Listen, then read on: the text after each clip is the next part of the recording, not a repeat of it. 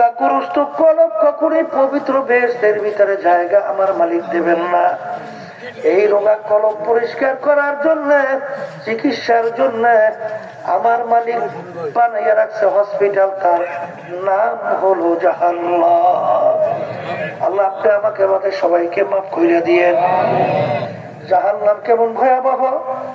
আল্লাহু আকবার। আল্লাহ হাবিব বলে, এত বড় ভয়াবহ শাস্তি কেউ কোনোদিন দেখে নাই, কোনোদিন শুনে নাই, কেউ কোনোদিন কল্পনাও করতে পারে নাই, তার চেয়েও কঠিন। আল্লাহ আপনি আমাকে আমাদের সবাইকে মাফ কইরা দিয়ে। এ দুনিয়াদার পাগল আমার বাবারা, দুনিয়া থাকা অবস্থায় মাঝে মাঝে একটু নিরিবিলি মুরাকাবা করো। সাধারণ দুনিয়ার আগুনের ভিতরে আঙ্গুল ঢুকাও, 1 মিনিট আঙ্গুল রাখার শক্তি দুনিয়ার কোন মানুষের নাই। কিন্তু আল্লাহ রাসূল সাল্লাল্লাহু আলাইহি ওয়াসাল্লাম বলেন, জাহান্নামের আগুন দুনিয়ার আগুনের চেয়ে 70 গুণ কাজের আগুন। আল্লাহ আপনি আমাকে আমাদের সবাইকে মাফ করে দিবেন। জাহান্নামের আগুন কেমন ভয়াবহ হবে আল্লাহ রাব্বুল আলামিন কোরআনুল কারীমের ভিতরে বলেন, নারুল্লাহিল মুকাদাতুল্লাতী তাত্তালিউ আলাল আফইদা।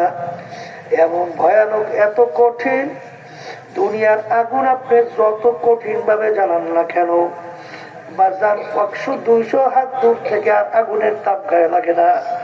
কিন্তু জাহান্নামের আগুন এমন তেজের আগুন, দুনিয়ার আগুন জ্বালাইতে প্রথম নরম নরম জিনিস লাগে, কিন্তু জাহান্নামের আগুন এমন তেজের হবে, আমার মালিক বলেন জাহান্নামের আগুন আমার মালিক জ্বালাবে মানুষ এবং পাথর দ্বারা।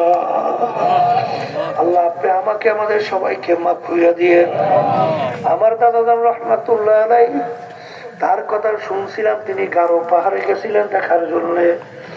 দাদা যান হাঁটতেছেন, আল্লাহর কুদরত দেখে হঠাৎ একটা গাছের গোড়ায় যাইয়া দাদা ওয়াও করে চিল্লাইয়া কান্দে। সাথীরা বলে, ব্যাপার কি হুজুর? অসুস্থ মানুষ এত কেন কান্দে? দৌড়ে যাইয়া দাদাকে ধরলো, হুজুর কি হইল, আপনি এত কেন কান্দেন? তখন দাদা যান গাছের গোড়ার পাথরের দিকে ইঙ্গিত কইরা বলে, দেখো দেখো, আমার মাওলার ভয়, আমার মাওলার জাহান্নামের ভয়। পাথর গুলা কিভাবে কাঁদতে কাঁদতে নহর জারি কইরা দিছে। আর আমি ইসহাক মানুষ, আমার আল্লাহ যদি আমাকে মাফ না করে, ওই জাহান্নামের আগুনে আমি কেমনে জ্বলবো? এই কথা বলে আর দাদা রহমাতুল্লাহ আলাইহি জোরে চিল্লাইয়া কান্দে। যেই মামলার তকবীর নাই, সেই মামলারও কিন্তু খালাস না। কবরের যাত্রীরা, সাহাবায়ে কেরামদের ইতিহাস পড়িয়া দেখেন, আল্লাহর ওলিদের ইতিহাস পড়িয়া দেখেন। ওমর ফারুক রাদিয়াল্লাহু তাআলা আনহু, আমার মালিকের ভয়, আমার মালিকের জাহান্নামের ভয়, আমার মালিকের আযাব ও গজবের ভয়, কাঁদতে কাঁদতে গালের ভিতরে 2টা দাগ পরে ফেলছিল। আমি ঔষধ লাগান ভালো হবে। এ আমার সাথীরা, মালিক যখন জিজ্ঞাসা করবে, ওমর কি নিয়ে আসছো? বলবো, মালিক তোমার ভয়, তোমার আযাব ও গজবের ভয়, কাঁদতে কাঁদতে দাগ পরে নিয়ে আসি। আর ওসমান গনি রাদিয়াল্লাহু তাআলা আনহু, আর অনেক সময় কবর দেখলে এমন ভাবে অজরে কান্না শুরু করতেন, কাঁদতে কাঁদতে অনেক সময় দাঁড়ানো অবস্থায় ঠাস করে বসে পড়ত। লোকেরা বলে, হুজুর আপনি কবর দেখতে এরকম কেন অস্থির হইয়া?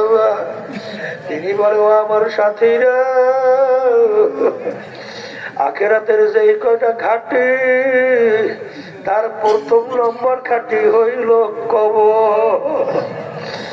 এই কবরে যার সঙ্গে ভালো ব্যবহার হবে, সামনের ঘাটি তো ভালো ব্যবহারের আশা করা যায়।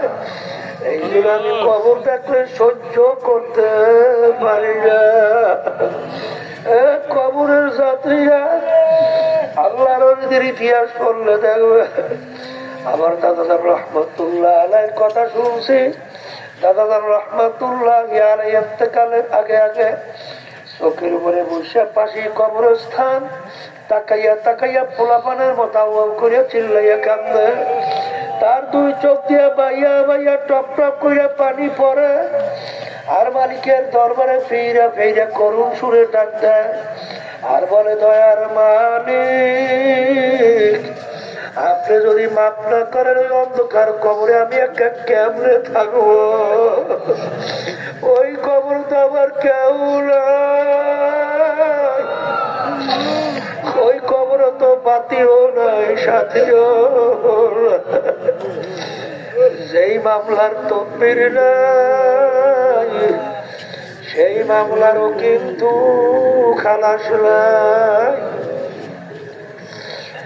আল্লাহর বান্দারা, পর্দা আলে মা বোনেরা, আমার মালিক কিন্তু বান্দা বান্দির চোখের পানি সহ্য করতে পারে না। হাদিসের ভিতরে আসছে, আল্লাহ রাসূল বলেন, মান বাকা মিন খাশিয়াতিল্লাহ হারামাল্লাহু তিলকাল আইনা আলাল্লাহ। যেই চক্ষু আমার মাওলার ভয় কাঁদবে ওই চক্ষুর জন্য জাহান্নামের আগুন হারাম হইয়া যাবে। বাজার গুনার পর গুনাহ কইরা যাইতেছে, দিন যায়, রাত যায়, সপ্তাহ যায়, মাস যায়, বছর যায়, কই তোমার আমার জাহান্নামের ভয়, মাওলার আযাব গজবের ভয়? তোমার আমার তো একটু চোখেও পানি আসে না।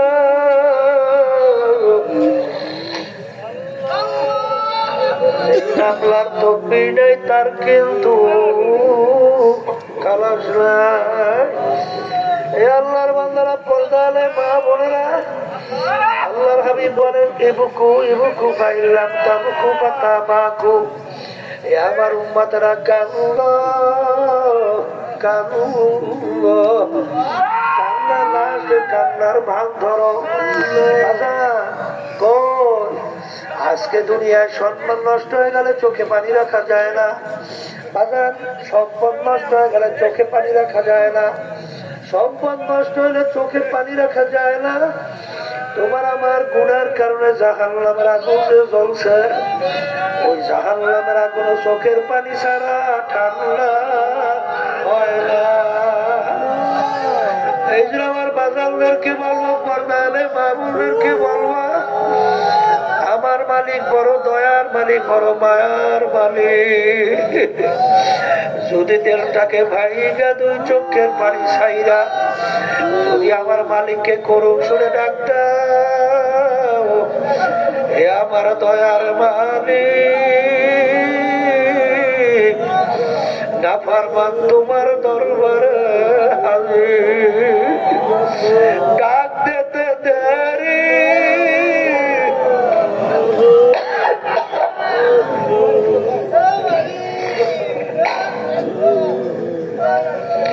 আমার মালিক তোমাকে আমাকে মাফ করতে মুহূর্ত দেরি করবে না। আমার মালিক বলেন, মান আতানি আমশি আতাইতুহু হারওয়ালা। হে বান্দা বান্দি, তুই যদি আমাকে পাওয়ার জন্য তুই যদি হাইটা হাইটা রওনা করো, আখারে আমার রহমত দৌড় দেবে তোকে ঠাইনা কুদরতি কোলে জায়গা দেওয়ার জন্য।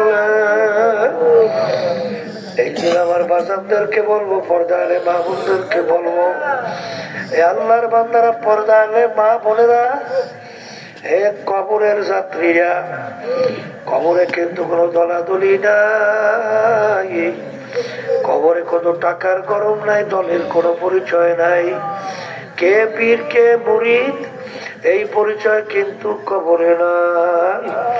বাজার আমাদের দায়িত্ব, কর্তব্য, উদ্দেশ্য হলো যেখানে যাওয়ার পর দিনের দিন দেল আমাদের নাকের দিকে চোখে অন্তরের থেকে ওই গুণ, ওই যে রোগগুলা দূর হয়, তাকাব্বুরি, হিংসা, রিয়া, হব্বিজা, হব্বে মাল, হজব, রাগ, বিভিন্ন কায়দায় গীবাত শেখায় সব বিভিন্ন দূর হয়। বাজার আগে চোখে পানি ছিল না, এখন ঠেকাই আল্লাহর ফজলে চোখে পানি রাখা যায় না। আরে যেই জায়গায় গেলে দিনের দিন আল্লাহর স্মরণ আসে, আল্লাহর ভয় ভিতরে পয়দা হয়, এরকম জায়গায় যাইয়া তওবা কইরা মাওলার পাগল হইয়া